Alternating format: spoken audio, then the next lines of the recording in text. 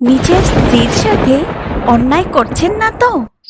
বর্তমানে কিছু স্বামী আছে যারা শিক্ষিত হয়ে ও নিজের স্ত্রীর মানসিক অশান্তির কারণ অথবা ইন্টারনাল হ্যাপিনেস সম্পর্কে জানে না, এমনকি বোঝার চেষ্টাও করে না।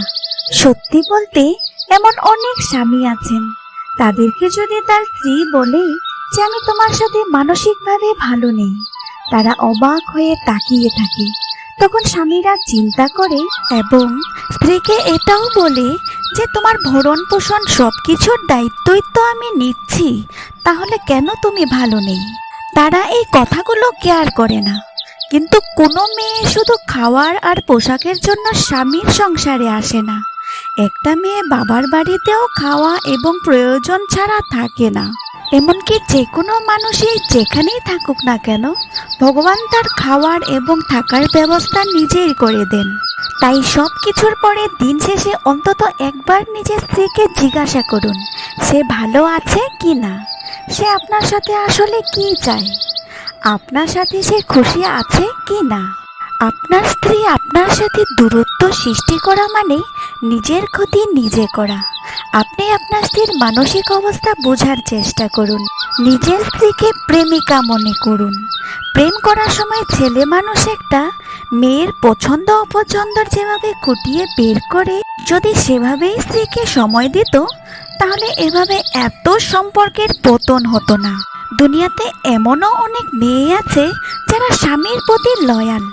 তাদের যদি স্বামী খারাপও হয়, সময়ও না দেয়, তারা কোনো দিন অন্য ছেলের সাথে টাইম পাসও করবে না, আপনাকে বোঝানোর চেষ্টা করবে। যদি আপনিও না বোঝেন তাহলে নীরবে কান্না করবে অথবা সংসার ত্যাগ। অথচ স্বামীরা এতই ব্যর্থ যে তারা কখনো বোঝার চেষ্টাও করে না যে কেন এমন হচ্ছে। তাই আপনার ভুলের জন্য একটা মেয়েকে মানসিক কষ্ট একা দিনের পর দিন সহ্য করতে দেওয়াও একটা অন্যায়। তাই নিজের স্ত্রীকে ভালো রাখুন। স্বামী স্ত্রীর সম্পর্ক তো ভগবানের দেওয়া একটা উপহার। ভগবানের সৃষ্টি করা এই সুন্দর উপহারটি যদি খুশিতে থাকে, তাহলে ভগবান অনেক খুশি হন। আর তাই যদি না হয়, তাহলে ভগবানের মনেও অনেক খারাপ লাগে। তাই এখনই সময় নিজের স্ত্রীকে জিজ্ঞাসা করুন এবং তার ভেতরের কষ্টটা বের করে আনুন।